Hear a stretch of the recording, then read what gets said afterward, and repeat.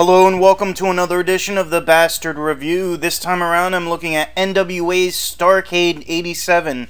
This event took place on November 26, 1987 in the UIC Pavilion in Chicago, Illinois. We start off the night with a six-man tag.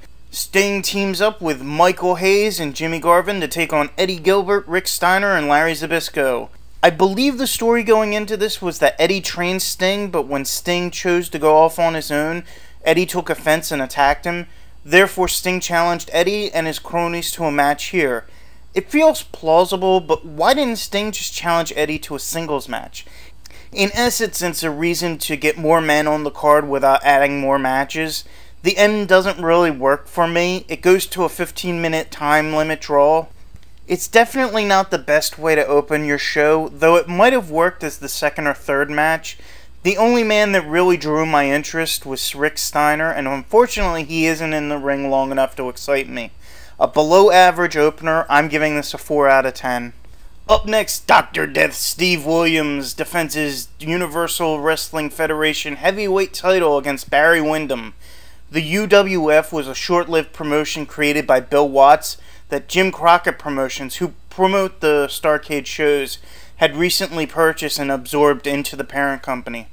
This felt like an odd match to even put on the card.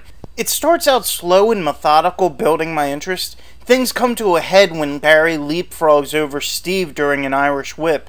Steve tries to do the same, but ends up with Barry's head into his groin. Yeah, a headbutt to the nuts. Not something I want to experience. I don't know if this was intentional or accidental, but the match slows down from there, and within a few minutes, Steve rolls Barry up for the pin. Not a very solid match, but it's really of little consequence because only a month later, the UWF title is quietly retired. I'm giving this a 5 out of 10.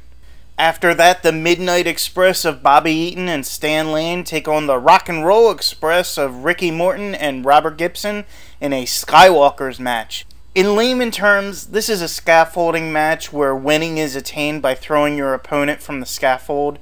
If you're thinking this sounds like a bad idea and a stupid stipulation, well, you're right, it is. What truly makes this a pointless match is that it's not even for the US tag titles, which are around the waists of the Midnight Express. Watching it was mildly entertaining, but you've got to figure it's easier to knock someone off the scaffold than any of these guys make it out to be. Just a waste of 10 minutes. I would have rather seen all four men go at it in the actual ring. I'm giving this a 3 out of 10. Up next, Nikita Koloff defends his NWA TV title, and Terry Taylor defends his UWF TV title in a title unification match. Terry excellently plays the cowardly heel, and even Eddie Gilbert, who comes out with Terry, gets in some cheap shots, much to the ire of the crowd. Nikita starts off strong in the first half, and then Terry gets in some time to dominate. If I had one criticism, it's that the tables turn way too easily. Terry's slowly getting up in one of the corners when Nikita closes in for a clothesline. Terry moves out of the way and Nikita slams into the turnbuckle and goes down like a bag of bricks. After acting like a monster in the first half, to go down that quickly doesn't make too much sense. The last 5 minutes, though, are pure excitement, and the match does a good job of pulling you in. I'm giving this a 7 out of 10. After that, Tully Blanchard and Arn Anderson defend their NWA Tag Team titles against Animal and Hulk, the Road Warriors. This had some really great back and forth action at the beginning. Tully goes for a diving crossbody, but Animal catches him and smoothly transitions into a slam before going for a cover. Unfortunately, Hulk makes a rookie mistake when he panders to the audience. Prior to being tagged out, Animal had pressed Arn over his head, showing off his strength. Not to be outdone, Hawk does the same with Tully, only for Arn to attack and damage one of his knees. From there, both men make good use of tags to continue damaging Hawk's knee. The finish is a real letdown. You'd think the Road Warriors have won the match, but the outside ref declares Arn and Tully the winner because during the confusion of the last few minutes, Animal sends Arn over the ropes to the outside floor. Thus, the Road Warriors are disqualified and Arn and Tully retain the titles. If anything, Tully and Arn should be disqualified because just seconds prior, as Tully was getting into the ring to escape from Hawk, he bumps into the ref, sending him out to the floor. It's a screwy ending that would have worked any other time but here. Otherwise, it's a really great match. I'm giving this a 7 out of 10. Up next, Lex Luger defends his NWA US title against Dusty Rhodes in a steel cage. Why exactly do they employ a steel cage in this match is an excellent question. Unfortunately, there's no answer. This wasn't the middle or even the beginning of some great feud between them.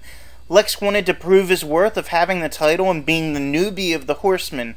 What better way than beating Dusty, who had feuded with the Horsemen years prior? So yes, face Dusty Rhodes, but face him in a regular match, not in a steel cage. There really isn't much to this. Dusty wasn't in the best of shape and was showing his age of 42 compared to Luger, who was just starting out. The end sees J.J. Dillon try to help out Lex by throwing a chair into the cage, similar to what he did when Luger was challenging for the title. This time it backfires and costs Lex the win in the title when Dusty gives him a DDT onto the chair. It's a fluke win for Dusty that the crowd loves, but to me it's just a really ho-hum match with a pointless stipulation. I'm giving this a 5 out of 10. Finally, we come to the main event. Ronnie Garvin defends his NWA World Heavyweight title against Ric Flair in a steel cage. Here, a steel cage is a little more believable, though still a bit unnecessary. A couple months prior, Ronnie had beaten Ric for the title in a television match, and Flair must have been aching to get a rematch. For what it's worth, this was a decent match. It started off slow, but the last 2 or 3 minutes are really exciting. Ronnie gets in some close pins, but the audience seemed more behind Flair, regardless of him being the heel. Also, Ronnie didn't seem to be championship material. He wasn't a big name like Ric Flair, and I'm really surprised the NWA decided to go with him. What isn't surprising is that Ric walks away this night with his 6th title win. While the cage wasn't needed, the match still managed to entertain me. I'm giving this a 7 out of 10. Oh boy. Overall, Starrcade 87 is pretty average. A few matches are decent, but they do have their faults, while the rest of the card leaves a lot to be desired. One note of interest is that this was the NWA and JCP's first foray into pay-per-view. In a somewhat lowly act of strong-arming his competition of Jim Crockett Promotions, Vince McMahon premiered the Survivor Series on the same night and threatened to cut off WrestleMania 4 from any pay-per-view provider that chose to air Starrcade over Survivor Series. Shame, shame. While it was underhanded of Vince, ultimately he shouldn't have even bothered, because from the look of things he had nothing to worry about. I'm giving this a 5 out of 10. Thank you for listening. Please tune in again when I review another wrestling DVD in my collection or anything else that crosses my path.